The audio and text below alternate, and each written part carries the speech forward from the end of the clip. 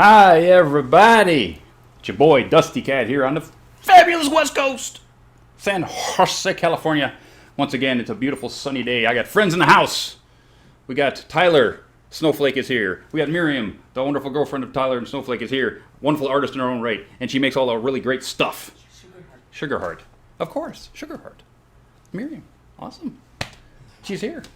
And of course, the wonderful girlfriend, Amy, is right over there in the seat to the right. Maybe we'll bring him in a little later. Maybe we won't. But it just depends on how the show goes. Because the person that you came to see, the amazing cellist, Octavia herself, Tina Guo, is here. Tina! Hi! Hello! Thank you so much for having me. Absolutely. Thanks for coming with your busy schedule that we talked about. Oh, thank you. God. Yes, so Tina is here. So people who don't know who Tina is, how could you not? After episode 100, and she played that wonderful, wonderful dubstep cello piece with William Anderson in the middle of that. So if you didn't go find out who she was, you'll find out by the end of the night who she is. Awesome stuff. She plays with symphonies, she plays metal, she plays dubstep, she plays electric, she plays acoustic, oh my god.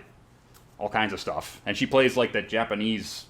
how do you say that, by the way, that instrument? Actually, it's a Chinese erhu. Erhu. Erhu. Yeah, the Chinese Yes. erhu. Oh my Yes. goodness. That thing. It's the haunting melody that you get in all the samurai and the kung fu movies. Yeah, that thing. Yeah, definitely that thing. Yes. Awesome. So with that, she is here. This is going to be awesome because I know that Screwball is a huge orchestral fan, and I'm sure he's chomping at the bit to get in this call, but he's got to wait because we're going to talk right now. First question for everybody who comes on the show is, what are some of the cartoons and comics you watched as a kid or are still watching to this day? Let me think. Cartoon. Well, I really love the Mighty Morphin Power Rangers, but that's not a cartoon. That's good enough. I had a really big crush on the Red Power Ranger, and I fantasize about him every night. Many years, all through elementary school. Mm-hmm. So I was really into him. I watched a little bit of Sesame Street, but I'm going to sound like a huge dork right now because I really didn't watch that much TV. Okay. Because I wasn't allowed to. I grew up in a super, super conservative and strict household. My parents are from China. I was also born in China, in Shanghai. But they were very, very strict, and I had to practice cello every day for 8 hours a day since I was 7 years old. That's crazy. Yeah. I mean, at the time, I really was upset, to say the least, to put it lightly, about it. That I wasn't able to, hang out with my friends or watch TV or watch a lot of, shows or anything like that, or even play video games and whatnot. But I'm grateful for it now, definitely. Oh, absolutely. For all the work that they forced me to put into it. So that's my very roundabout way of saying I didn't really watch that much TV. That's fine. Didn't watch much TV, but then look what you're doing now. Wow. Oh my God. Yeah, ironically, now I work full-time, like I guess my day job, which I love, is recording for, TV shows and movies and video games, a lot of video games, including My Little Pony, Friendship Magic recently. So yeah, that was my next question. It would take 20 minutes to list everything that you've done in your awesome music career as it goes. What are some of your highlights out of the stuff that you've done up to this point? Well, okay, so as far as live performance, because I also perform live a lot, I ran away and joined the circus for 2 years. So from 2011 until 2013, I was on tour with the Michael Jackson The Immortal World Tour by Cirque du Soleil. Yeah. So it was a joint collaboration between the Cirque du Soleil and the Jackson Estate, and it was a worldwide arena tour. So it was a lot of fun to travel the world and perform. And I did about 360 something shows in the 2 year period, so almost one every other day basically. So that was a lot of fun. As far as scores that I've played on, I really enjoyed Inception was a lot of fun. I did play on that, and we also did a live performance of that score. You can find it on YouTube if you just search Inception live premiere at the movie premiere. I really loved working on Journey, the video game Journey. I'm not sure if you've played it before, but that was really beautiful and a fun experience. That I've known the composer Austin Wintory since we were in college. We went to USC in Los Angeles together. Cool. So that was fun, but I mean, I love like all the different kinds of stuff that I've been able to do.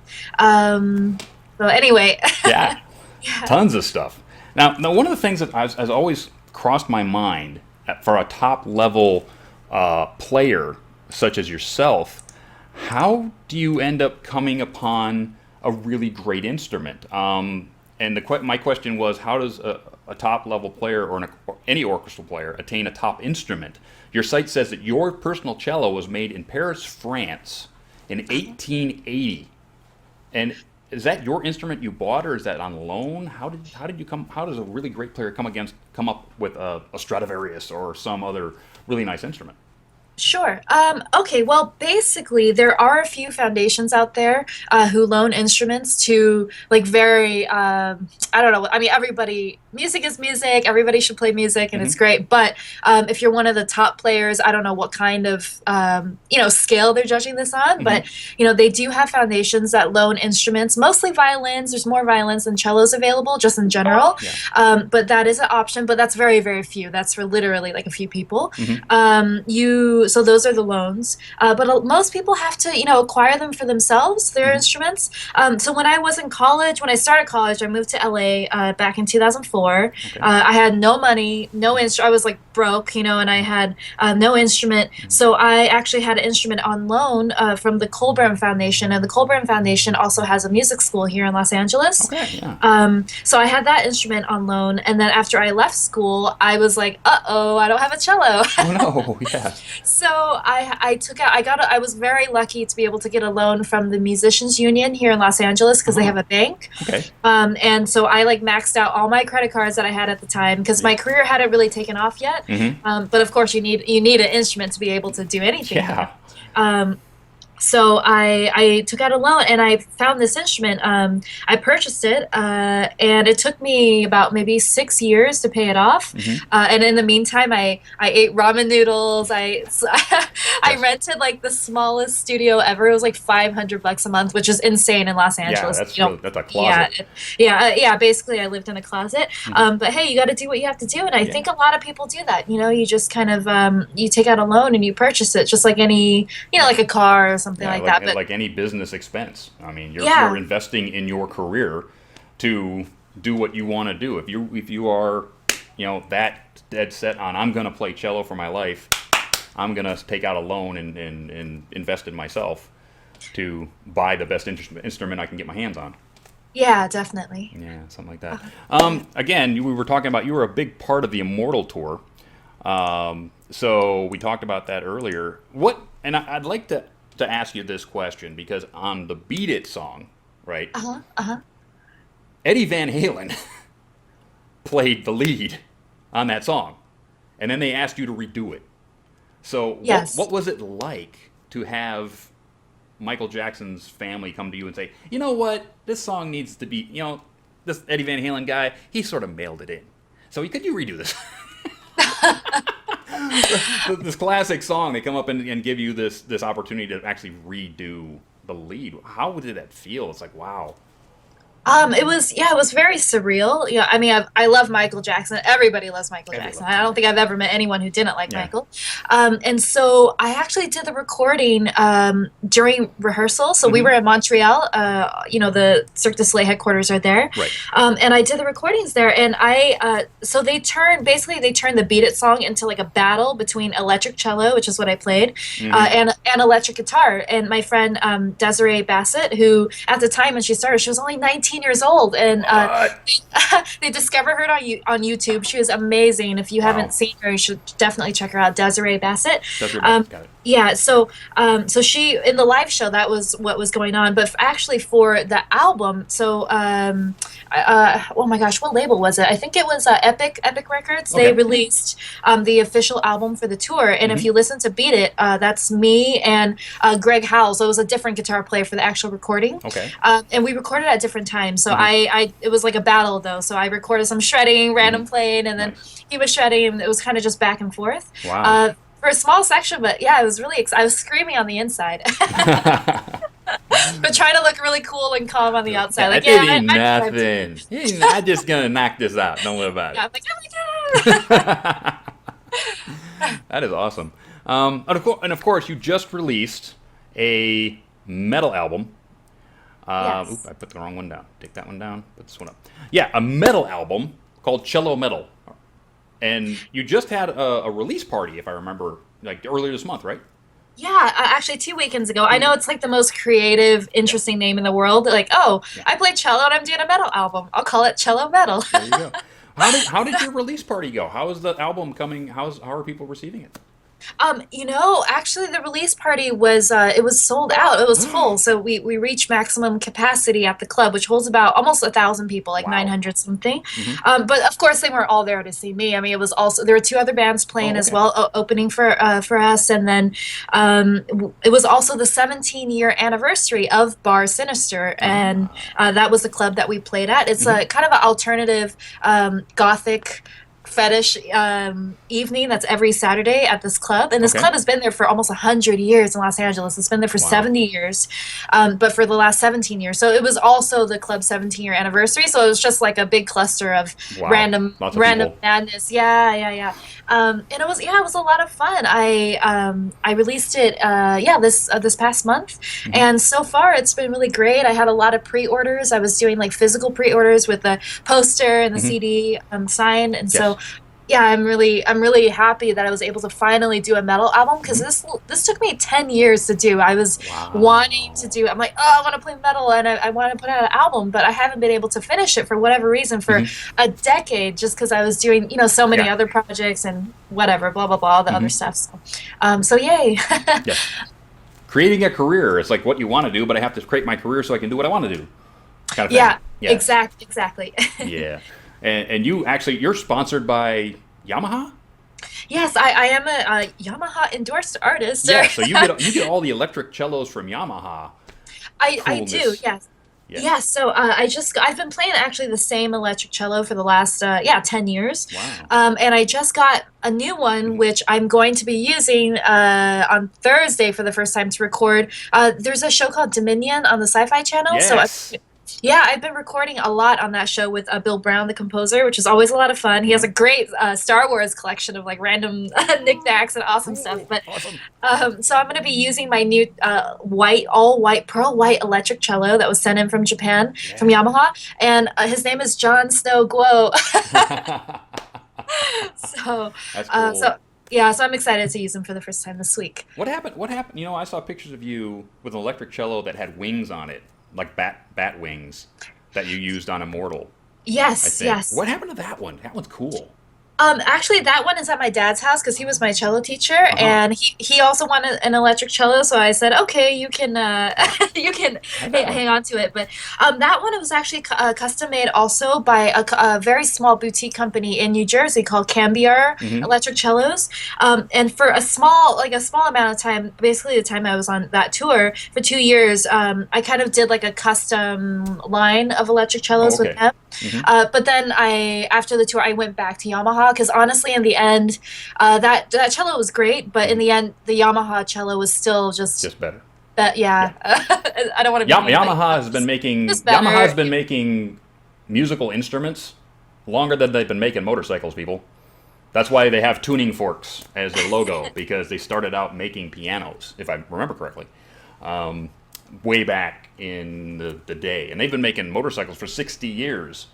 I think they've been making musical instruments for like 100, or dang close to it.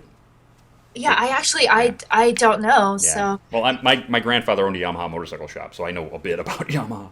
Oh wow. Yes, so that kind of thing. But Yeah. we're all going away from music. Let's go back to music. You started playing at 3, piano, Yes. and cello at 7. Now, and we talked about that earlier about 8 hours a day practicing. In all the years of growing up practicing, was there ever a moment when you just said, "I'm done.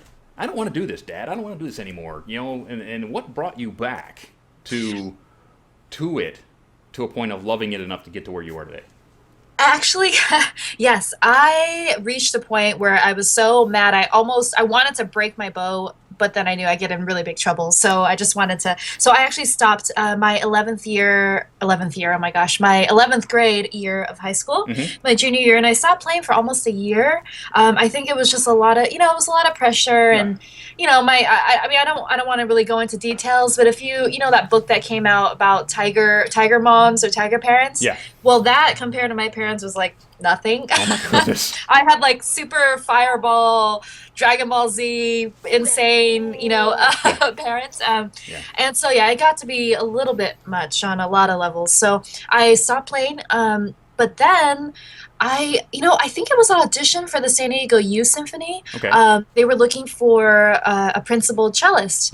And I don't know what, I think my dad actually invited the conductor over to our home, and I played for him. Wow. And then I was able to get, I was luckily, he put me in the principal chair position. And I think I felt, because no matter whether you like something or not, if you do it over and over and over again, like 10,000 times a day, whether it's cello or basketball or writing Whatever, or drawing, it doesn't matter, but you become good at it. Like there is at a certain level that muscle memory, the 10,000 hour rule about doing anything for that many hours. So I realized that I was actually, I was good at it, and it became like very natural for me. It was even more natural. Like now I'm fine with talking to people. I'm a lot less shy. I'm actually, I've been able to get over it because of my live performance and stuff, but I was super shy, super awkward. I didn't like to talk to people. I was always hiding behind a book, sitting in the very back of the bus, like hiding behind the seat. Very Twilight Sparkle, yes. And when I realized that I was actually good at something, and I was like, oh my gosh, I'm sitting first chair in an orchestra, and that's, it gave me a little bit of confidence, and that's actually what brought me back. I realized after all that forced practice, like there was a result, and I, for some reason, I just didn't, like all the other stuff and the pressure and not being able to, do stuff that I think a normal kid wants to do. Right. It made me really angry, but that definitely brought me back. And then when I applied for college, I was offered a scholarship, like a full scholarship, to go to college for cello. So that pretty much sealed the deal. I'm like, okay, I guess I'm playing cello. There you go. Absolutely. Yeah, and then after I left home and I went to college after I was 18, and I actually started experimenting with different kinds of music. I got an electric cello. I started listening to guitar players and just really opening my mind to different kinds of music. Then I realized, wow, like there's a whole world for me to explore through music. And then I started really like my passion for it. Just I don't know, it just came out of nowhere, Explodes. I guess. And and I'm now it's like I've been doing this for 20 years, and now it's like this great big forest of music. Oh my god, I can do whatever I want. Yeah, definitely. That's cool. Of course, this next one is for our co-host Screwy. He's a huge orchestral fan. What was it like the first time you worked with Hans Zimmer? Was he a nice person? Is he a taskmaster? How was Hans to work with? Hans is super nice. He's super awesome. He is wonderful. I'm actually going to see him tomorrow. But the very first thing that I ever worked with him on was was Sherlock Holmes, the first one. Okay, yeah. And so what happened was I actually released my very first music video. It's called Queen Bee. Right. It was marked 18 over on YouTube, but it's not really that inappropriate. It's just very artistic, or very artistic in the middle section. Yep. So I released that video, and my initial goal, I really wanted to tour with Rammstein. That's my favorite band. And I thought, okay, if I make because I would tell people, yeah, I can play electric cello, I can play metal, and people would say, oh yeah, that's cute, like whatever, that's cute. So I realized I have to demonstrate. You have to like put it out visually and of course, for musically. So I released this music video, and he saw the music video, Hans, and so he called me, or his office called me, and asked me to go in and work on Sherlock Holmes. So that's actually how it started. That's how it happened. Cool. Yeah, definitely. So, and we're working actually on two movie projects right now that are coming out this fall and in the spring. I'm not supposed to talk about it, but there's some stuff on electric cello, like shredding, like guitar style, and then there's some stuff on acoustic cello. So I'm really excited about that. Awesome. And people, I know, but I can't tell you, but you're gonna be awesomely excited about it. Yes. And it has masks. So watch it. Well, that's all I'm gonna say. That's it. I didn't say what it was. I just said it had masks. That's it. So, I'm really looking forward. One of the things I'm really looking forward to, and we talked to it about it a little bit before the show, was you're going to be playing Carnegie Hall. How do you get to Carnegie Hall? Practice. With Joe Bonamassa, who is a blues guitarist I love, and I'm just thinking blues cello. This is going to be awesome. Oh my God. So I'm just like looking forward to that. How are you going to approach playing with a blues guitarist? What's going to be your thought process going? You sit on the stage, here's a blues guitarist with a blues band. What goes through your mind thinking, what am I going to play? Okay, so I like improvise a lot, and I write a lot of my music that I've written just like stream of consciousness, which means you just push record and it just comes out, Yeah. And so for me, actually, blues comes pretty naturally. That feels the only thing that doesn't feel natural for me is country music. I've tried and I suck. Like I cannot figure it. I mean, I can like play it if you give me the sheet music. I can just see you doing "Devil Went Down to Georgia." Yeah, no, actually, I played that before. Funny enough, but it just doesn't. I mean, I can do it, but it doesn't feel natural. Do you know what I mean? It's like I have to it's like you gotta count it in time and think about it, and when you think too much, it just doesn't work. Yeah, and I love blues, but actually what Joe and the band, what we're doing is actually, we don't even know what we're doing. I'm not sure what we're doing exactly because it's a little bit different than what he usually does. It's going to be a world music, like a fusion project, all acoustic. I'm playing acoustic cello and the Chinese erhu, and probably some fun outfits and stuff. So, yeah, we'll see how it goes. We're going to meet like a week before the tour and rehearse here in LA and just figure it out. Like we have to figure it out. So that's cool. I'm definitely really excited because I've never played at Carnegie Hall, and it's also going to be on PBS, which is great. So, yeah, hopefully it'll be good. Yeah. Speaking of, super groups, you were on stage with Wes Borland of Limp Bizkit, with Danny Lawler of Nine Inch Nails, and Joe Letts of Comba Christ as a super group playing with, the Hollywood Orchestra during League of Legends World Championships.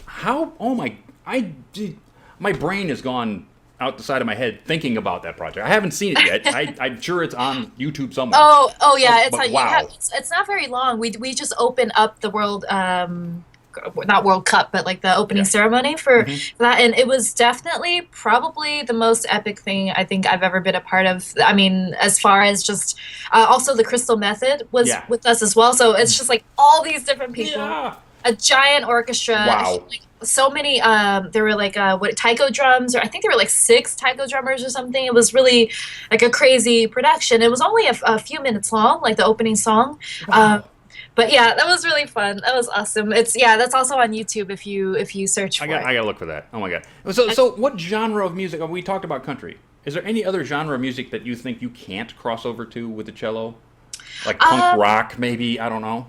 No, I mean, for me, I think any instrument can play any genre because, of course, there's a lot of strings in country music, and I could definitely. I mean, I've actually performed with Carrie Underwood. I performed with her at the Country Music Awards, so I can play country music, but it's just it doesn't feel right.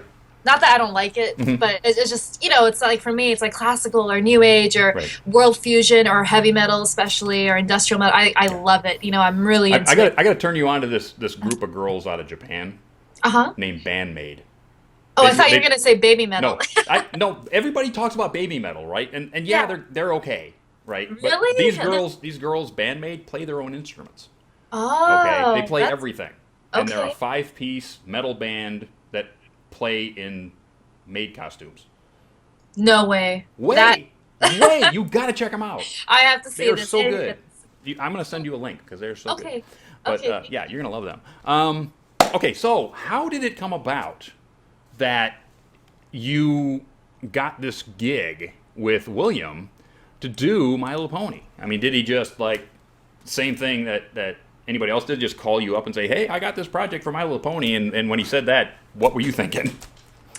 Yeah, actually, so he emailed me, and basically exactly what you just said. He asked, "Hey, do you want to?" I'm writing this really special episode for My Little Pony, the 100th anniversary, and there's like a big, like again, not to use the word epic too many times, but epic scene with a lot of cello. So I said, yes, of course, I would love to, and that's what happened. And then I went in, we recorded all in one day, and that's ta-da! That's Ta-da! how it happened. It's just let's just do a dubstep song in a day. Yay! What the? Yeah. How does that happen? Oh my god!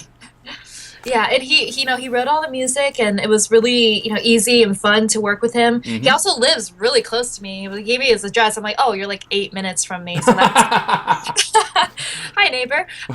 When I go to Williams, I'll drop by. Yeah. And so we are actually playing this. We're performing this Yes. live Yes. Can't in wait. a couple weekends, Yep. over Labor Day weekend at Equestria LA. It'll be the first time we've played this live, and the first time ever. So hopefully it'll go well. We're gonna have one more rehearsal. Yeah, if I'm lucky, I'm gonna be the MC. So it's gonna be. Oh, really? Yeah.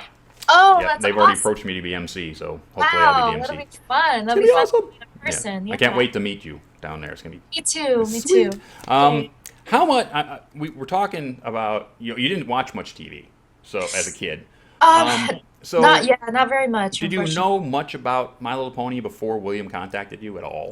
Well, of course, like in all this, in the stores, in the mall. Actually, My Little Pony is everywhere. Like now, especially after I played for that one episode, like I started seeing ponies like just literally everywhere. Everywhere I went, I'm like, oh my gosh, My Little Pony, My Little Pony. My husband's like, when did you become obsessed with like My Little Pony? But so really, I feel like it's everywhere. But I didn't have that much exposure, I guess, to this world before.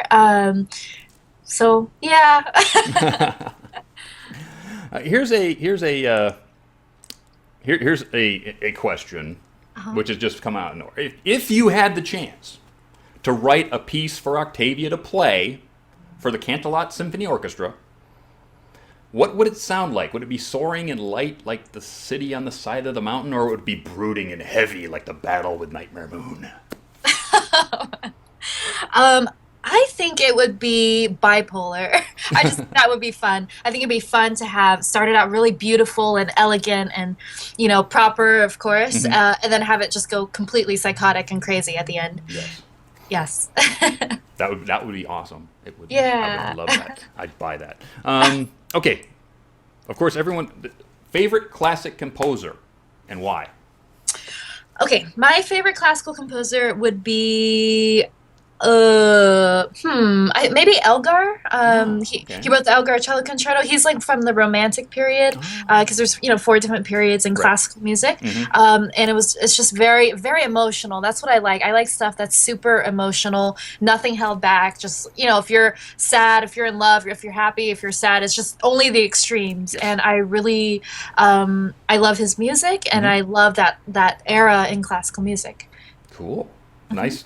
Awesome. And now we're going to get to the two cellos. Yes. Luca and I think you say it's Stefan. I'm not. How do you say it? I have no sure. idea. I have no idea. No. Steph John or something like that. They've become an international sensation Yes. with their videos for Thunderstruck and AC/DC and some other stuff. Have they become a rival, a friend? Are they an inspiration? I don't know if they even came before you or you guys actually came out about the same time. Tell me a bit about it. Sure. No, definitely not a rival. For me, of course, I think like in whatever profession you do, there is going to be some kind of like self-comparison to other people who do what you do. But for me, if I come across a person or a group who I really respect and admire as an artist, like Apocalyptica, who were the originals. You know, Apocalyptica definitely. Right. I think I was in middle school when I first heard of this amazing cello metal situation.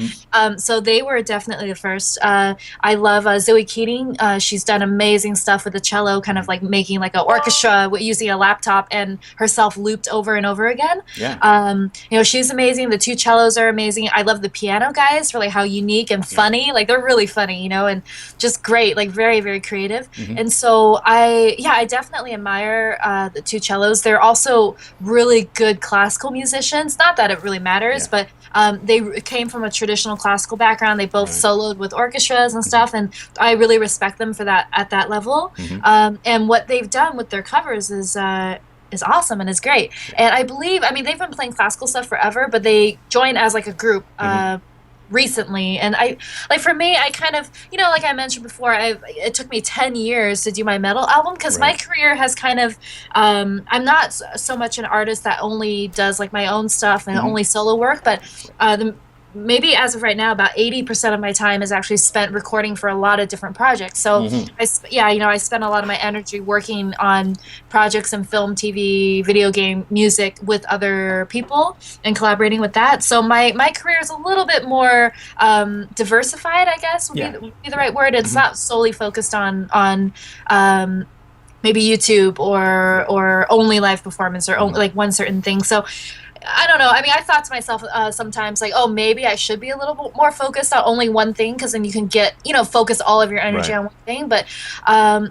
kind of like to be really random and not know what I'm doing and just have lots of different things come up. So yeah, that was my really super long-winded answer to your question. I think I saw the first time I saw Apocalyptica, they were actually playing at the 30th anniversary with Metallica. Yeah. And that's when they came to my attention. I was like, wow. Yeah, they're amazing. Definitely amazing. Yeah. And of course, the last question between you and I will be this. If there is one symphony or one person that you have not worked with yet that you really want to, who would it be? You know, I actually have never played with the Hollywood Bowl Orchestra or the LA Philharmonic. Yeah, and I would love to do something with them. But for me, it's like playing music I'm not just saying this to be whatever, like, oh, everybody's great, everybody's nice. But honestly, like playing music with any orchestra, any person in any genre of music is a growing experience. And I mean, unless it's country music, then I'll feel awkward. But you know, I really love it all. You know, I just love to collaborate and work with a lot of different people, and that's kind of like how my career has come about. So I manifested that, I guess. That's awesome. I mean, anybody who can just say, I want to play with anybody. That's awesome. I mean, it would be great if, you know, Metallica says, hey, Apocalyptica's sort of busy. Can you come in? Oh, yeah. That would be cool. Oh, for sure. I mean, I would love to play with Rammstein. Like, they are still my favorite band ever. I'm not sure if they're still touring. I gotta find out. But yeah, I would love to play with them and blow fire out of my mouth. Oh yeah, or something. There's actually there's a picture that's going around that has Octavia playing on the front of Vinyl's bass cannon thing with the fire coming out of her cello, a la Mad Max. Oh my gosh! Yes. You need to put that on your website because that's freaking awesome. Okay, do that.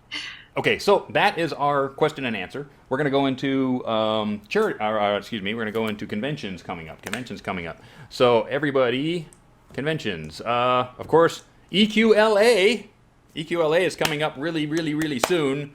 Our Labor Day weekend. Yes, September 4th through 6th. Fernando wants to see you there. Guests: M.A. Larson, Agnes Grabowska. Tina, of course. Tina will be there. Playing with William Anderson. Yeah. GM Barrow, John Delancey, Tabitha St. Germain, Jen Blake, Black Griffin, Michelle Kariba, Amy Keating Rogers, and Bonnie Zackerly, who started this whole awesome thing with My Pretty Pony way back in the day. The creator of the whole thing. So if you're in the West Coast and you haven't met her yet, you need to go and say thank you to her. Get your hotel rooms now because there is a special going on. You get a special Twilight Sparkle Secret Chip Thick folder card with every room sold out of that room block. So get your rooms now. Special events, a poetry evening with Discord, slam poetry with John Delancey, $18 pre-reg, $20 at the con. Wonderful evening. I poked my head in on one of those before. Just so funny. So awesome. John is such a great guy. Also, lunch with M.A. Larson. 14 people only at $150 will get lunch with M.A. Larson, 2 hours with the man himself. You'll get a special menu signed by him. Try to keep him from not signing it. He won't. So if you want to spend 2 hours with Larson and talk about writing or anything, sign up for that. And of course, Tina and William will be playing Club Luna on Saturday night. And hopefully I'll be right on stage watching it because I'm vibrating right now. Vibrating. Because I want to see it so bad. It's cool. And then, of course, next would be Nightmare Nights coming up. Nightmare Nights Dallas, October 23rd to 25th. Guest would be Kazumi Evans, Heather Breckel, GM Barrow, Jen Blake, and Marika Hendricks. Little Sis will be there. Plenty of fun to be had in Dallas. I've done this one since its inception. I'll be missing it this year, but it's always a great time. And make sure you check out the Londoner down the street for lunch and dinner because British pubs are awesome. Great place down there. And, of course, later in the year, Ponyville Cider Fest, Milwaukee, Wisconsin. I was a guest last year. Wonderful time. They really took care of me. Guests so far include Ashley Ball. Peter New will be there, Rebecca Sochette, and the Shake-Ups in Ponyville, who are an original songs band made up of fans from the show, and they do original songs based on My Little Pony. They'll be there. An all-ages cider bar will happen. A 21 and over cocktail hour will happen. Apple pie bake-off, which was great. I got to taste them all. It was great. Tons of things to do in Milwaukee in November, so check that out also. And that is the ones coming up soon. I want to talk about a tabletop game called Rhone, which is happening. It has a Kickstarter going on right now. They just cracked $10,000, trying to hit 15. They got 14 days to do it. If you like tabletop dice play and role play, we need a really good one in this fandom, and this one is a good one. So if you like dice games like I do, if you're old school like I am, Dungeons and Dragons or any of those other six-sided die games, you're going to love Rhone. Check out their Kickstarter. There'll be a link down there in the YouTube, so check it out and give them a couple bucks to get that thing going, because you'll get all kinds of great art done by our friend Baron Engel, who is just doing all kinds of great art for this Kickstarter. And if you like games, like I like games, I think you're going to love it. So check out Rhone coming up soon. And with that, we get back to charity. Charity work coming up. So Nick's charity from the last show, Special Olympics. We hit 705 bits with a $100 kick-in from Care to Win, 805 bits for Special Olympics. Thank you very much. You're awesome. So we've cracked like $800, 2 in a row. Love it. It's great. So with that, I'm going to give away this pile of stuff right here. We've got, of course, the lunchbox with the main 6 on it, stuffed full of pony swag. Look at all this stuff. We got cards, and we got the Baltimore card. No, excuse me, we got the Seattle card with the rarity on it. We got the Brushable. We got Twilight Sparkle Secret Shipfit Holder cards in here. We got a couple of little stuffies. We got some blind box ponies all in here, given to us by who? Our sponsor. That is right, our sponsor. Who is who? Little's Toy Company. Right there, Little's Toy Company. If you need pony swag, you go to Little's Toy Company on the net, and they'll get you anything from Funkos to lunchboxes to anything that's in this here box, except for what you get from me. So, all that stuff from Little's Toy Company. Also, this rare signed Andy Price comic book, which is the artist proof cover of IDW number 25, signed by Andy Price. And also this cover number 6, Tony Fleece, right there. So those, not only do you get that, but you also get 2, count them, 2 vines custom made for you by the man himself. So 2 vines by Nick, plus all of that stuff for the person whose name I take out of this fez right here. Hey Tina, pick a name out of here. Oh, I'm sorry. You can't do that. I'm trying. Okay, hey honey, come over here, pick a name. Picking a name. Who's that? That is Tax Pony. Dude, you win one. Awesome. That Tax Pony gets all the stuff, and he's a wonderful supporter of the show. Thank you, Tax. So we're going to get you that pile of stuff, and we'll talk to Nick to get you your vines. Awesome. So get rid of those. We'll put on our fez because we're high class today. Here we go. Red fez with the yellow tassel. Awesome. So now we're going to talk about Tina's Humane Society of the United States. We're all familiar with what they do, right? So they do treating injured animals, finding homes for them, but not only that, they go and hunt down the people who do bad things to animals. They do that too. Get them. And they need money to do that. We love animal moles around here. We do. So every time we've done an animal charity, we've knocked it out of the park. And we're going to do that again. Tell me a little bit about why you love this charity, Tina. Well, I've been supporting them for a little while, for a couple years, and I really love the charity. I really love animals so much. I've had 3 dogs so far, and I'm actually adopting a chinchilla next weekend, so I'm really excited. But I just love animals, and I think they're so pure, with pure souls, and if they're unfortunately, if there are bad things that happen to them, it's really our responsibility. It's my responsibility because they can't protect themselves and they can't help themselves, and nobody should be out there doing anything bad to animals because that's just totally messed up.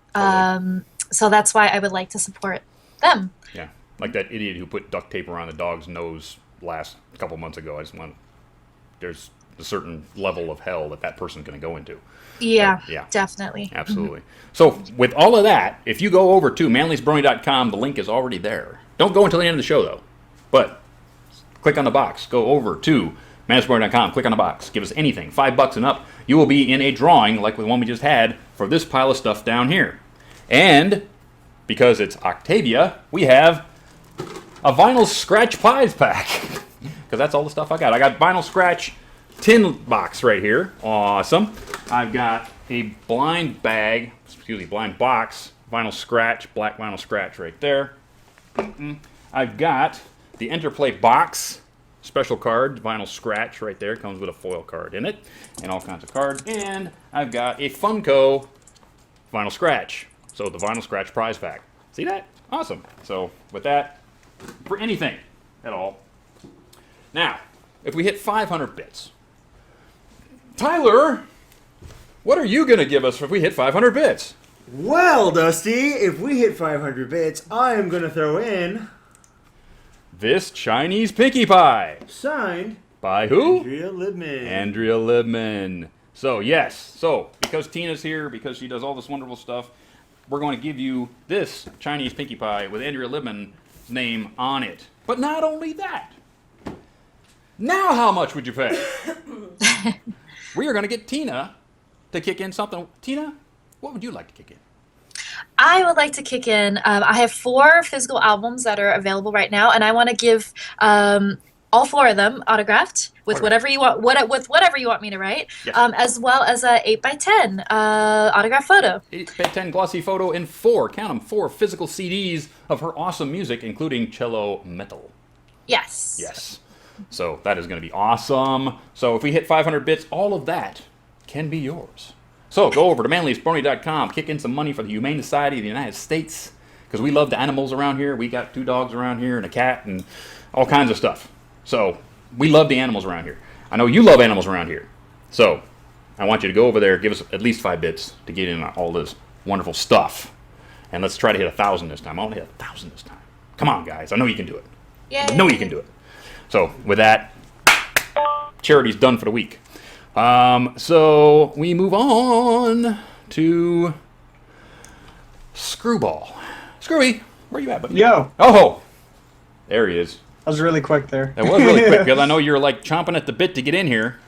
Oh yeah, normally. Yes, normally, because you want to talk orchestral music. I know you do. Okay, I have to bring up this. Do it. Tina, your work in Journey is just phenomenal. I loved the soundtrack to that video game. Oh, thank you. Absolutely loved it. I actually just I played it just like a month or so ago for the first time because they brought it out for the PlayStation 4. And my friend kept saying, you have to play, you just have to. So I did, and there's never been a game that's never made me cry so hard from sadness and then happiness in like a 10-minute span. Because the music was phenomenal, the scene was phenomenal. Oh my god. can't even describe how cool it is that you got to be a part of that. Wow. Oh, thank you. Yeah, I was really excited to be a part of it too. It really turned out to be something, amazing, definitely. So Amazing. Yes. A muzzin. A muzzin. a muzzin. That's a new word, I guess. My new Canadian word, a muzzin. Yeah. and Austin Wintory, the composer for Journey, he was nominated actually for a Grammy. It was the first time that a video game score, the first time ever in history that a video game score was actually nominated for a Grammy for a best soundtrack. It was up against like 2 movie soundtracks. So that was. Yeah, and awesome. we are also working on a new video game, which again I can't really say what it is, but there's a lot of action and possibly shooting things, which is almost every game. So we're working on a new score together for that. Does it have zombies in it? There's no zombies, no. Well, maybe that one then. I'm so excited though. I want to hear more. So excited. Of that amazing music. Oh my god. Oh yeah. Hey, Screwy. Yeah? I'm sure everybody in the chat room is just chomping at the bit to ask this nice lady questions. Oh, yes, because I don't want to suck in questions for the whole show, because I would. You would. I know you would. But I'll bring in one. I think this was asked before, but I'm just going to bring it up again. From MarBZ, question for Tina. How long have you been playing the cello? I've been playing the cello for almost, I don't know, wait, hold on, how old am I? I'm 29. I'm almost 30. I started when I was 7, so almost 23 years. Yeah. Wow. Crazy. Yeah, a long time. That's awesome. Wow. Almost as long as I've been riding motorcycles. Oh, cool. I've never been on a motorcycle. I can't even ride a bike, so I don't want to see. Nope, never learned. One of the things, I didn't watch shows, never learned how to ride a bike, but I can walk really well. Awesome, especially in heels. Nice. Next. Let's see. So this one is from. Oh, whoops. Gotta scroll back up. There we go. So this one is. Okay. This is from Snowblitz. To Tina, did anybody give you a question about collabing with Lindsay Sterling? No, I mean Lindsay is awesome. I have. Whoa, there's some noise. I have not been asked to collaborate with her, but it would be fun for sure. I don't know if I'd be able to keep up with the dancing with my cello, but it'd be fun, definitely. Yeah, she's good. I remember watching quite a bit of her videos. She's pretty darn talented. Oh, I think that would be a really good collab, though. I think you guys would do really well. Oh, sure. So this one is from, how do I say this? Xlurb.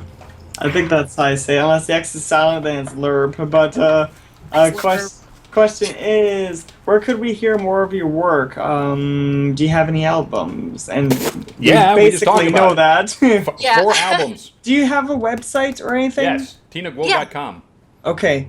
Yes, and also on Facebook, it's under Tina Guo Music, Guo. Instagram, Twitter, but I'm actually more on Facebook. And then on YouTube, there's over 100 videos on my channels. Some music videos, some live stuff, some stuff like recording for scores for things like video games and different shows. So if you want to check that out, you can just Google me and you can find stuff. Yep, and there's 4 videos on Equestria Daily that show her and William Anderson working on that score for episode 100. Yes. Ooh. Check those out. I'm gonna have to check that out right after show. I need to. I've been busy all week and weeks before, but since people are over, I have free time to do stuff. Yay! So let's see. Yeah, there's a lot from RBZ because he's been knocking them in like crazy. From RB. For you, Tina, did you attend BronyCon and/or do you plan on attending cons in the future? I am going to EQLA in a couple weeks. I have never been to a convention before a con, and I hope to attend more in the future for sure. EQLA is a really good starter for you. Good oh starter. my goodness! Right across from the Winnie Land. Yes. Yeah. You're from Disneyland. Yeah. Yeah, I might even go there after. I'm not sure. We're gonna, oh yeah, it's tradition. You have to go down there right after it. yeah. I've performed at a lot of Wizard World Comic Cons and also at the normal Comic Con and not normal. What do you call it? The Comic Con, San Diego Comic Con. Comic Con. But not for My Little Pony in particular. Comic Cons. You're gonna conventions. Love it. You're gonna love it. I sound so stupid right now. I don't even know what you call it. It's okay. It's really interesting. I actually just got back from a convention, so Oh. that was fun. Let's see.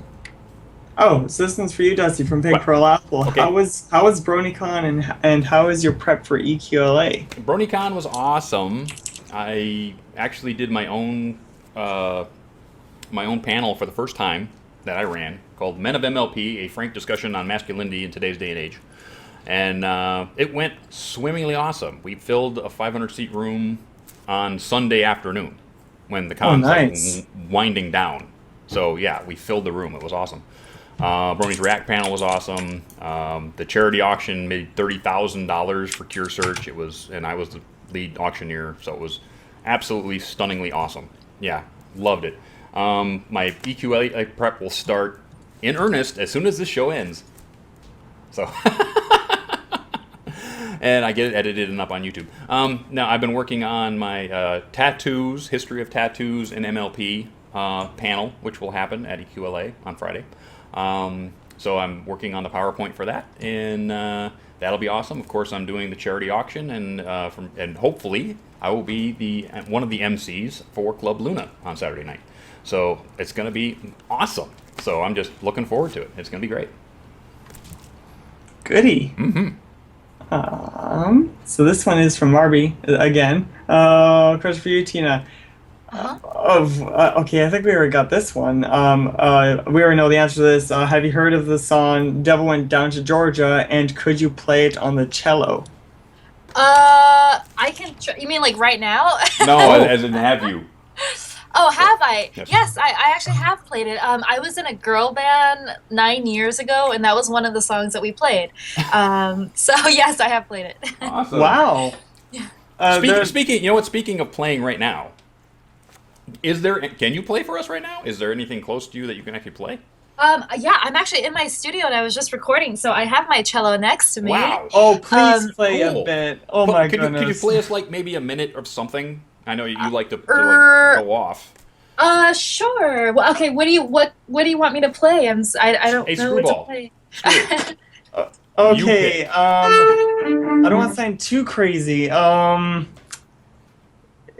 Since it's up to topic, do you know if you could actually do "Devil Went Down to Georgia"? Oh my gosh, can I remember? Remember, I'm not very good at country music. Right. I can't. Oh man, how does it go? How about this? Instead of playing that, why don't you play something nice and brooding from brooding? Yes, okay. nice and slow and brooding from something that you've done recently. Okay, I'll play something brooding, and then I'll play something really fast. Yeah, and have that move into something really cool. Okay. All right.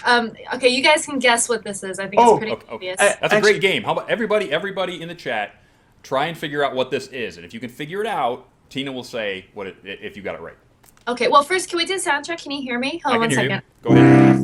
Oh yeah. Okay. Okay. Here we go.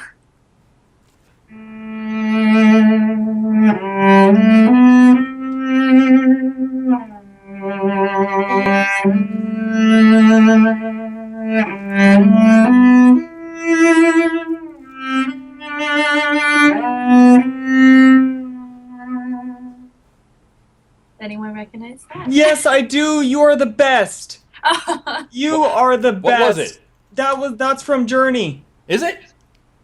Sweet. That's from Journey, right? Yes. Yeah, that's Yes. Oh my God, you Screw are wins. the best. You are the best. Oh my God. A screw is like orchestral. I can name that number in 5 You just notes. made my day. You just made my fudging day. Oh my God. Okay, here's something else, right? Oh, wait, hold on, my cello just slipped.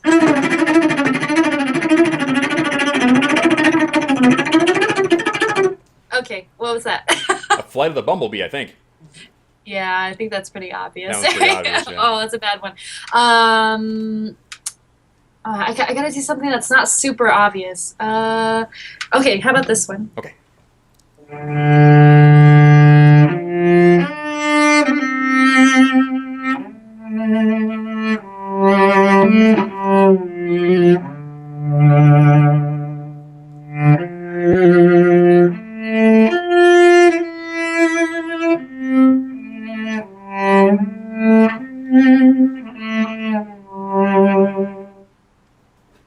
my god, you're the best. Kevin Costner dances with wolves. What? No. I have no idea, but man, was that cool. It's from a movie. From a movie. No, yes, that's Kung Fu Panda. Yeah. Ah, Screwball. You're not going to get it past Sam, Screwball. You're just not going to get past him. Because, well, here's the thing, though, is that I recognized it, but then Sam instantly texts me. He's like, dude, that's Kung Fu Panda. I'm like, oh my god, it is. It is. As soon as he said, I went, yeah, that's Kung Fu Panda. No, that was such brilliant. Oh, I did not know you did that, too. That's, oh, my god, you're nailing it today. I can't even... You've blown Screwball's mind. We're now done with him for the day. No.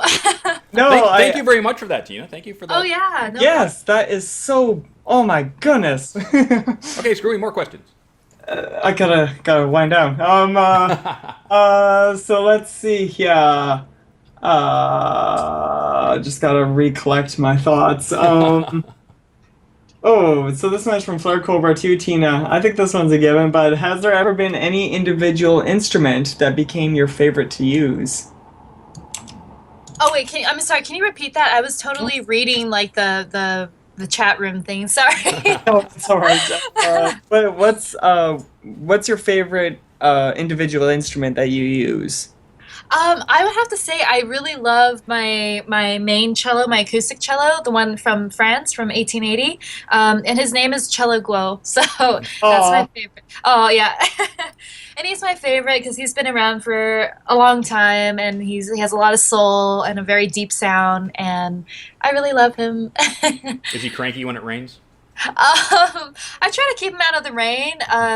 So he actually hasn't been exposed to it, but if he did, I probably would be really cranky and sad and freaking out. Well, what I mean is that during weather change, right? Acoustic instruments change from atmospheric pressures, right? When you go from high to low pressure, when it's raining outside, they can change their tone just basically from atmospheric condition. Is he very susceptible to that kind of thing? He's actually been pretty good. When I fly, he actually gets a seat on the airplane. Wow. So there's not too much of like a change in pressure would be even worse, of course. Right. But no, he's been okay. I try to keep him out of like extreme temperature changes or stuff like that. Mm-hmm. Cool. Yeah. Oh my goodness. Let's see. I've never actually had on this show have I ever went so crazy. Because I just love I knew this was gonna happen. music. I did. I know. I should have had a co-host tag out.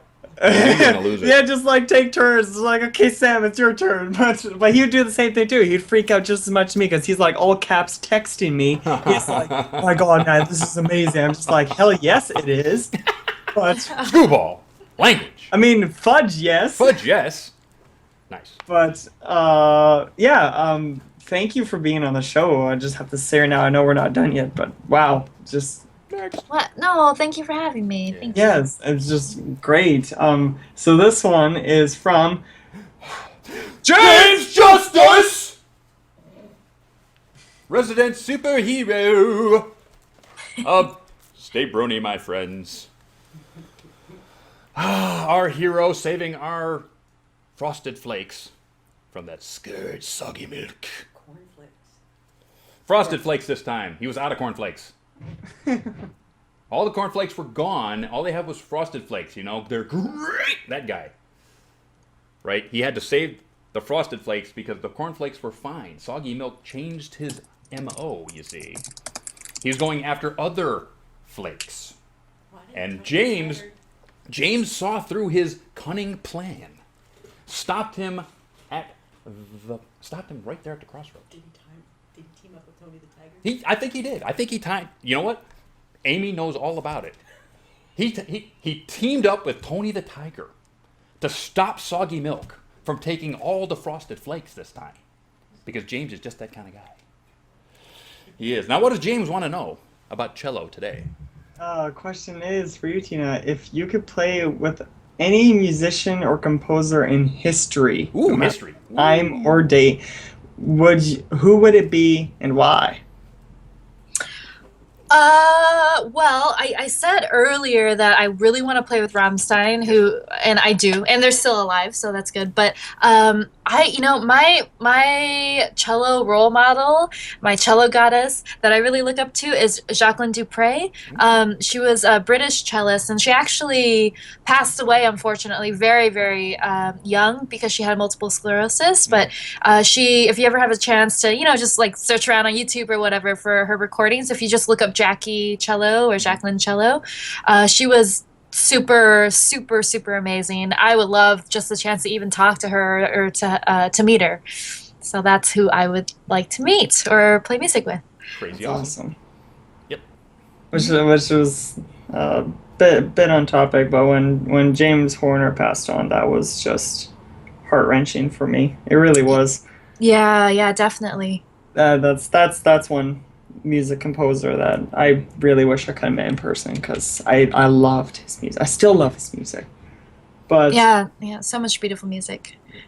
Ooh, so I have to bring this up because Sam just texted to me. He's just on and off on this one. It's a question from my roommate Sam.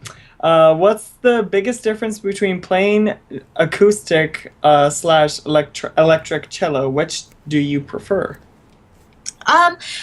It's kind of like the same thing. It's not like asking what's the difference between a classical guitar and an electric guitar. It's more, the actual instrument is pretty much the same. It's like the same locations for everything. For me, it's more about the attitude, like how you play, what you play. Because you can play the classical cello in a very heavy metal or rock way, like a lot of cello people have demonstrated and stuff. But for me, playing the electric cello is really a lot of fun because you can play with different effects, and if I use a lot of pedals, like guitar effects pedals, and I play through a big amplifier, and that for me is fun because you actually can experiment sonically in a lot of different ways that you can't really do with the acoustic cello. So that would probably be the biggest difference for me, is just like what type of sounds you're able to make and how loud you can go. I love to just turn the electric cello up, to 10 and just be super, super loud, like louder than the entire band. But yeah. Cool. You know what? Here's a question. I go through bass strings like they're potato chips. Cello strings, how long do they last for you? These cello strings, I think it depends on the quality of the strings. The ones that I use are pretty expensive. They're like $100 each. And so thankfully they don't break that often because I think they're really high quality, even though I play them a lot. But I've noticed that when I buy the really cheap strings, they break all the time. So these strings I usually change only about once a year. Wow, that's good. Yeah, and most of the time it's not because they break; it's because they get kind of worn out. Yeah, they lose their tone and they get a little funky looking. But yeah. So it's actually not that often. Yeah, so you're dropping $400 on strings once a year. Yeah. So it's when for like $100 package, is it like a bunch of them in one package, like 5 or 10 or something, or no, just one. A single string, dude. That's $400 a cello. Dear Lord. Here I'm like thinking, I would love to play cello, but holy cow, would that hit my bank account? No. You can find instruments that are a lot less expensive. You can get strings that are, $10 or $20, definitely. And if you don't play that, because I play for hours and hours and hours every day, but that's not normal though. If you're just like playing for fun or, as a hobby, like I'm sure, strings that are less expensive will last for a long time too. Nice. Maybe not if they're 99 cents or anything. Like medium quality strings. Yeah. Next. Ooh. Phoenix Core wants to ask you, Dusky. Dusky. I'm just gonna call you Dusky from now on. Phoenix Core asks if they could throw in an original art piece in for the charity for you. Talk to me after the show. Yes. Yeah. That's what I would definitely suggest. After the show. This one from RBZ, question for you, Tina. Have you ever had a string snap on you while you were playing a song? That's a good question. Yes. So I have 2 fears, and they're both related to things popping.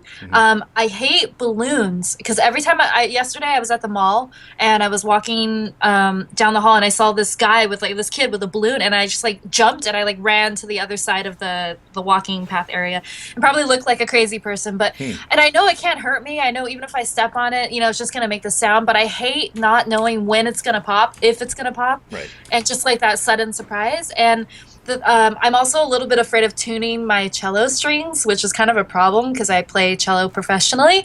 But yeah, I'm always afraid it's gonna break. And so sometimes, like if there's another musician around, they'll like laugh at me. But I'm like, oh, can you? If the string's like super out of tune, be like, can you tune my cello for me? I'll be like, what's wrong with you? I'm scared of it. I've always been scared. And I remember when I was a kid, and my dad would tune my cello strings for me, I would like run into the next room and cover my ears. Like it's just this crazy. Wow. Weird like fear that I have, but yes, actually I have played before, and one time it kind of, usually when the cello string breaks, it doesn't break completely, just kind of like it like breaks, but then some of the pieces, like the metal, because it's made out of metal, it like unravels, but it's still kind of hanging on. But there was one time that it kind of broke in half, like completely, and one part snapped up. It didn't hit me in the face, but it was super close. So I think that might have been The issue. Yeah, and I just got so freaked out. I'm like, oh my gosh, I could take out my eye, It could. Yeah, they have quite the velocity when wires snap. So Yes. Yeah, they're wound so tight. They can really. I mean, there was a horror movie. What was it called? Like House on Haunted Hill or something about a house with a piano, and that's like somebody lost their eye because the piano string. Well, I mean, it was haunted, and the piano string, got tighter and tighter, and it just like took out their eyeball. And I saw that, and I was like, all right, that's enough of that. I'm not watching I'm gonna wear protective eye gear from now on. Yes. Absolutely nobody sends her a copy of Five Nights at Freddy's. Nobody. No. No. Oh, no Five no. Nights at Freddy's for this girl. No, if Nope. you want to go really messed up, play some Dead Space. No. No. I'm a big chicken. I'm like scared of everything. I don't like to watch horror movies because it's You and me both, sister. I hate horror movies. yeah. And then there's me, who's just like a horror fanatic, and then just like keep that stuff away from me. Keep it away from me. I want to know. Next. Actually, that reminds me. I don't know if you knew about this, Tina, but they were originally for the 100th episode. We're gonna have a Octavia and a villain from the show Sombra was supposed to do a style of Devil Went Down to Georgia battle. Oh, Yeah, they no got way. cut. Cut it for cost. Yeah, they cut it for time. And I was quite sad because That would've been that awesome. would have been like my childhood right there. And Oh no! I hope like maybe in a future episode, maybe that'll be possible. It'd be really fun to record it for sure. should, and they gotta get you back, of course. Yeah, yeah, that would be super fun. That would have been like a good refresher for you too. Yeah, for sure. Next. Oh, let's see here. So this one, this one's probably another one they probably asked a lot. The really new mop 12100 for you, Tina. I'll try to revamp this. Have you ever thought about doing a collab with the piano guys? Yes, that would be amazing, definitely. The collaborations, like the way that they work, I mean, it's kind of a long, complicated situation, but yes, I would love to collaborate with them. I'm open to collaborating with everybody because it's fun. I'll call you later. Okay. Next. Let's see here. So this is from Phoenix Core. Question for everyone: Who is your favorite metal group? Oh, jeez. It depends on the era. It depends on year, right? I would say, when I was a kid, I liked Van Halen. I liked Trickster. I liked Warrant. I liked hair metal in almost any style. But now that I'm older, I like Black Sabbath. I like Metallica. I like Nazareth. I like a lot of these really great bands from that era that I didn't know about, right? And when I was older, I learned more about them musically. And like today, of course, I learned about, Bandmate and other metal groups from Japan. I was a really big Loudness fan when Loudness came out of Japan in the 80s. I think me and my buddy were the only two kids in all of Michigan who are listening to Loudness out of Japan in the 80s. So lots and lots of different eras. It just depends. How about you, Tina? Well, okay, I guess Rammstein's not really metal. It's like industrial music, Yeah, it's industrial industrial. metal. This is it's kind of an obvious answer, but Metallica, I love them. It's just such a wide, I'm more of a fan of their stuff from before, not so much currently. Yeah. But yeah, like their classic, the classic stuff from the 80s. I really love them for sure. Cool. Yeah. And Screwball? Remember, I'm just like crazy Not really into metal, orchestral. is he? I'm not really into metal. Metal, are you? Like I'm like the guy that's like all I want to listen to is like Two Steps from Hell and Hans Zimmer and. Hans Zimmer. Actually, Tina, have you ever listened to any Two Steps from Hell or heard of them? Yeah, definitely. I know them very well actually, and I played on what was the song called? I did. Oh. Wait, hold on. What is this? Why can't I remember? Hold on one second. Two steps. I'm like googling myself in Two Steps from Hell right now to see what the. I'm just having a small brain fart. Yes. I played on a few different tracks. I think I might know one that. Oh, Promise. Dude! Oh my Oh. God! Oh, that was a good one. Yes. Yeah. That was a really good one. Yeah.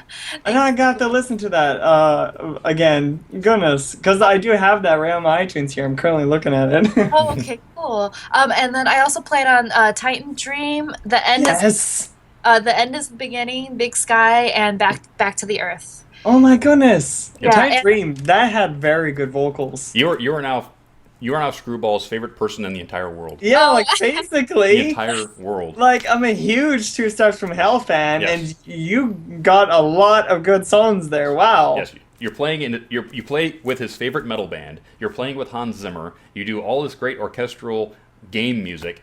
I swear to God, he's going to have a shrine to you by tomorrow. A shrine. I know. Send me It. a Okay. photo. That would be creepy as hell. It would but... be. But I know you're going to do it. Next. Wow, that's really good. Let's see here. So this is from RBZ. Question for you, Dusty. What? How did you like BronyCon this year? He said that he also, him and his dad also saw you, Michael Dobson, and two others at a restaurant called, I think it's called Turnanog. Yes, the day before the con. Turnanog. Thursday night, I got there. Good friend of mine, Derek, was there, and we were there early, so we went and got dinner at this Irish pub, which was above, it was a second floor Irish pub down by the harbor. And then when we were done, we went back to the hotel. Then Michael said, "Hey, we're in town." So we walked over to Michael's hotel, and Michael and his wife, Krista, and us, we went over to the same restaurant, and we had snacks and drinks. And then as we were going to the elevator, Tony Fleece comes off the elevator as we're getting on the elevator to go downstairs to go out of the hotel, and we say, "Hey, we're going to eat. You want to go eat?" And he says, "Yeah, text me where you went." And I text Tony, and he brought Agnes Skrbowska, and we had all drinks and food Thursday night with all of them. It was freaking awesome. So yeah, it was great. Oh my goodness. Sorry, what just happened? That just happened. No, my chat thing is suddenly frozen. What Oh happened? no! You know why it's frozen? You know why it's frozen? You know why it's frozen? Why is it Why? frozen? Why? Because Joe Stevens is trying to break in. He has basically shut down your ICQ to break in right now and tell us That's about why. all the news coming out of Equestria. So we will be back in just a few seconds. All of the news that's fit to print from EQI, the desk in Ponyville, right now. We'll be right back.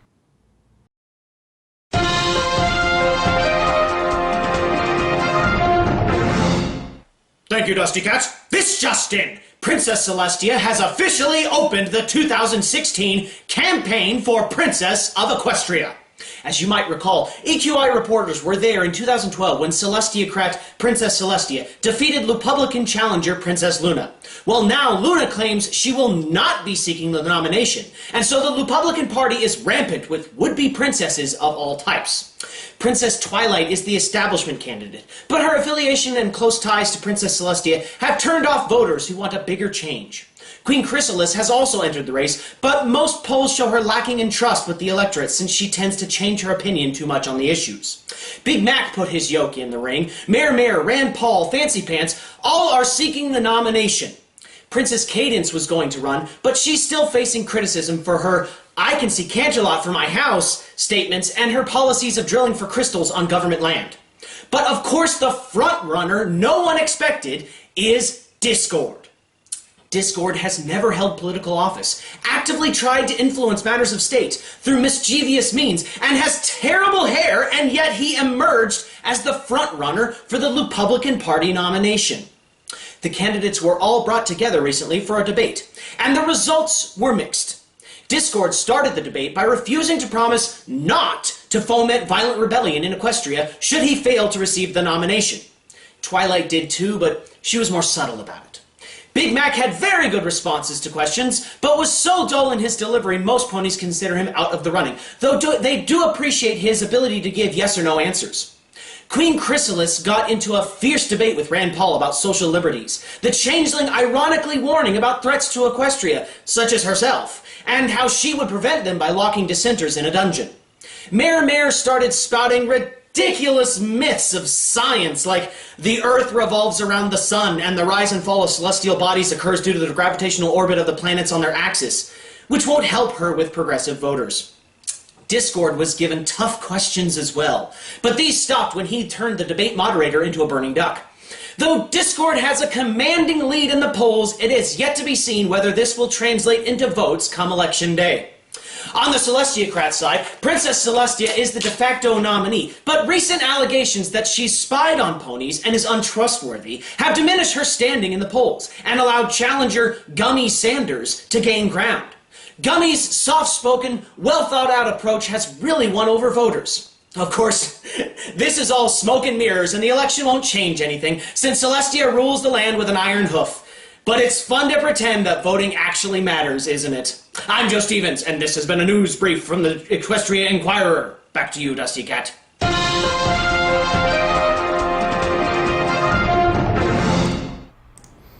And we're back. Can you imagine? They're going to have another princess election, just like they had in 2012. It's going to be chaos. Of course, Discord's leading the polls, but of course it's chaos. So, and Gummy Sanders might come up and take that nomination away from Princess Celestia. You never know. You never know. He's got the ponies behind him. I've seen pictures of the rallies. Gummy Sanders is a force to be reckoned with. Trust me. Coming up next year in the princess elections. So that is all the news from Joe Stevens, EQI. Every show. Make sure you come back and check them out. And we're back with Tina. Yay! Hello! Yay! I'm here. Yay! So, Screwball, did you figure out?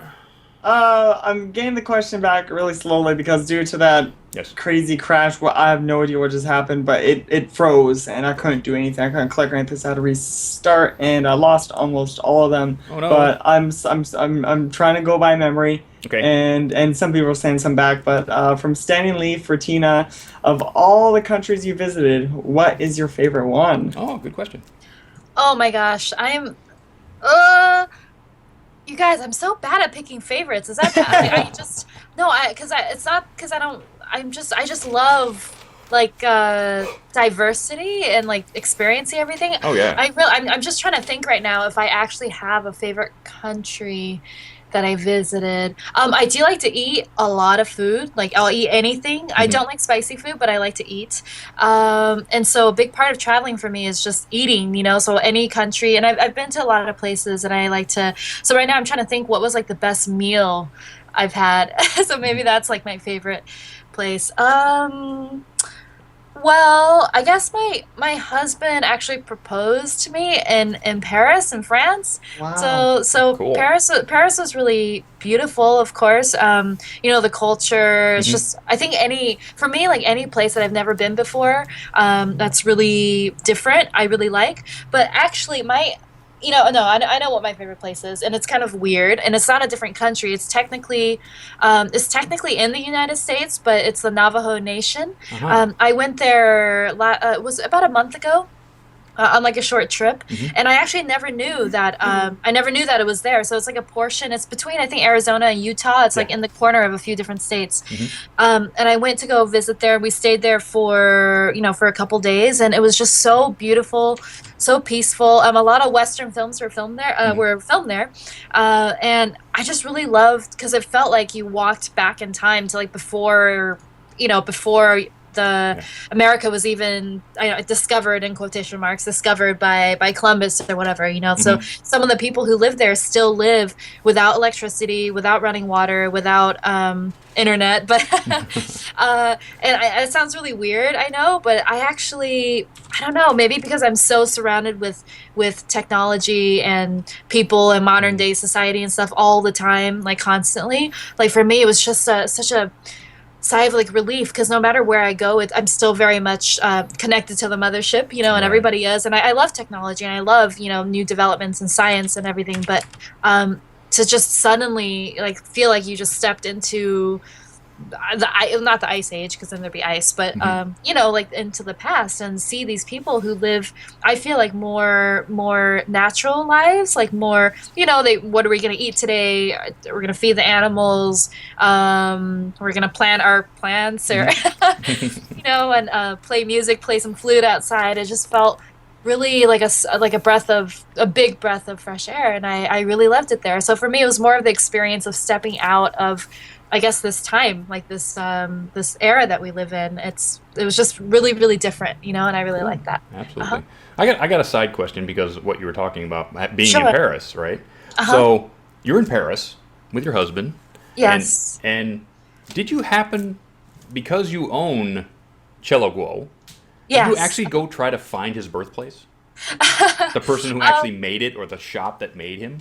You know, I don't know if the shop is still there. The shop was owned by two like partners, Gunn and Bernadelle, so that's why the cello is like made by Gunn and Bernadelle. And I actually didn't. I did not, because I'm a very bad cello mother, or cello child actually, because he's so much older than me. So it's like I'm a mother-child relationship with my cello. But no, I didn't. But I did think like, oh, cool, my cello was born here. Yeah. That'd be cool if you could do that next time you go to Paris. That would be neat. Yeah, I'll have to actually research to see if it's still there.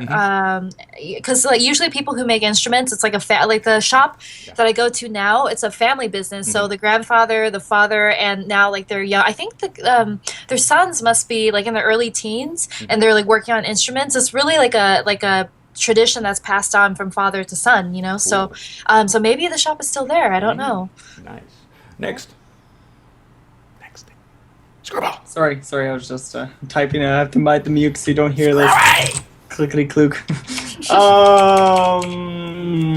Because I'm still having trouble with people bringing my questions. Maybe I'll try to see if I can think of one for myself. There you go.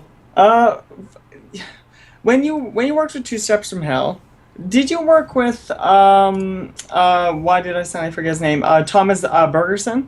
Yes, I did. I actually worked with both Thomas and Nick. Oh, nice. Yeah. Nice. How are they? Like, tell me about that. Well, they're both super, super nice. I'm trying to think when.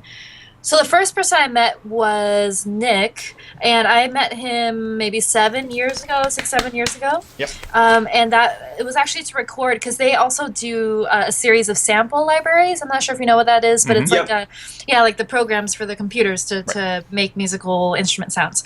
And so I actually recorded for, I think it was Gypsy Strings, or one of the libraries. I recorded electric cello for that, and that's when I met Nick. And this was like way, way before, and I didn't even know that he actually wrote other music. I was like, oh, we're making a sample library.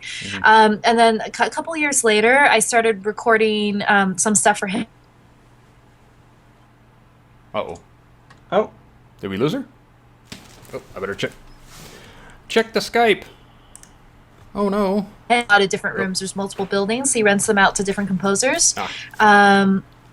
So they were both there, and so that's how I met them and started working with them. Wow. Yeah, you cut out for a couple of seconds there, but I think we got most of it. Yeah. Oh, yeah. Sorry. No, it's not your fault. that's Skype does it every now and then, so no big deal. It was cool. Oh my gosh, I need people to bring these questions in, because It's okay. I'm just not interesting enough. Nobody wants to ask me anything. no, there was questions. There actually was. Believe me. You know what time it is though, Screwy? It's about that time. Oh, okay. It's about that time that the guest gets to ask me and Screwball a question. Oh my gosh. Okay. Do I ask you an individual question? Yeah. Or Yeah, definitely. Yeah. Ask us individual questions or a group question, whatever you want. It's up to you. Can it be about anything? Anything at all. Definitely. Okay, I'm gonna get all like philosophical here, if that's okay. What do you feel like is the purpose of your life? That's a good one. You want to go first, Screwy? I have to think. Okay, well, I have only come to the realization within the last few years that my purpose in life is to help other people and to entertain. And yes, I can work on motorcycles and I can do all that stuff, But since I've started doing this, since I've started entertaining you, since I've started helping other people with what we do with the charity work, that is my purpose in life, and that is what I will do until I die. Oh, that's wonderful. And you do both. Yeah. Yeah. So that's my purpose in life. Conan, what is best in life? To crush your enemies, to see them driven before you, and hear the lamentations of the bronies. I would have to. Oh my god, this is a very, very, very thought-provoking question. It is actually. Or you can answer, what's your favorite flavor of cupcake? No, I'm kidding. Well, I can go for that too. I the other question. I definitely love blueberry muffin. That's a hands down. Just There you go. love those. Yeah. But I think the one thing that I guess even within just a few years, like ever since I got into this fandom, the life has really changed around, sort of thing. But I guess the main thing, I guess I could say maybe making friends with people and bringing smiles to people's faces, that sort of thing. I guess I could say I never had that kind of question once in my life. I'm not even kidding. Like but that's all I could think of is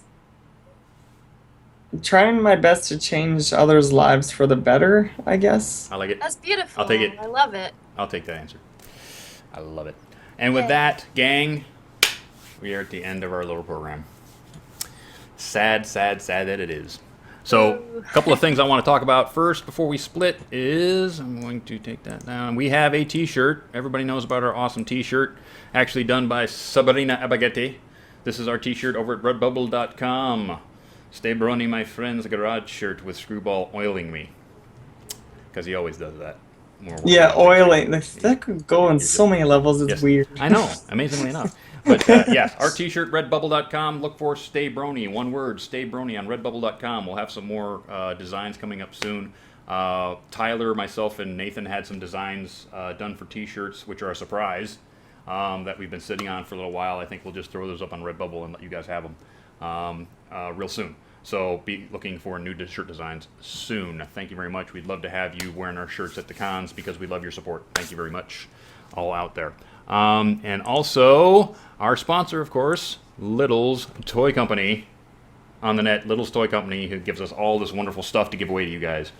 Make sure you check them out. Funkos, dolls, stuffies, anything you could probably get. All you have to do is contact them and he can probably get it for you. So check them out, Little's Toy Company. And he was on the panel with me and Spike Firemain for Brony's, Bullying Brony's at BronyCon. And it was a wonderful thing. He's gone through a lot more things in his life than I have. And I love you, dude. Keep it up. And with that, we're pretty much out of here. I want to thank, of course, Tina for coming on the program. You. Yes, thank you. So much. Thank you for having me. Absolutely. Thank you. Screwy for everything he does. Thank you. Yes. Amy, my wonderful girlfriend over there reading the book, lounging on Lazy Boy, who gave me some popcorn earlier today because I was hungry. And, of course, Tyler over there and Sugar Heart over there, who come out every time that we have some barbecue to do. And we're actually going to go off to Hot Topic in about 5 minutes because we need to find some Funkos for Tyler. So that's what we're doing tonight. So everybody out there, next guest, your guess is as good as mine. I'm still working on them. Next show, we're skipping because me and my woman are going to be at Winnieland. That's where we're going to be, at Winnieland, when the next show's coming up. So next show, skip, and then we'll be back 2 weeks after that. So a month from now, we'll have new. I'm working on wonderful new guests that haven't been on the program before. We'll be seeing more people down there in Equestria, LA, and some more people that have come onto the show lately. So I'm trying really hard to get you some great new guests to come on the show. We've been going for a long time. This is episode 109. Wow. 109. Wonderful new people work on the show, so we're going to get them for you right here on Stay Brony, my friends. And with that, we're out of here. I love you guys. I love it when you come and see us every time we turn on the camera and make dang fools of ourselves. Please keep coming because we love to entertain you. And we'll see you in about a month. But, of course, keep watching the Twitter, keep watching the YouTube, and keep watching all that stuff. We'll have stuff for you all that time. And check out Redbubble for new t-shirt designs real soon. So we will catch you on the flip side. Say goodbye, Screwy. Bye. Say goodbye, Tina. Bye. Bye. I'm waving. Bye.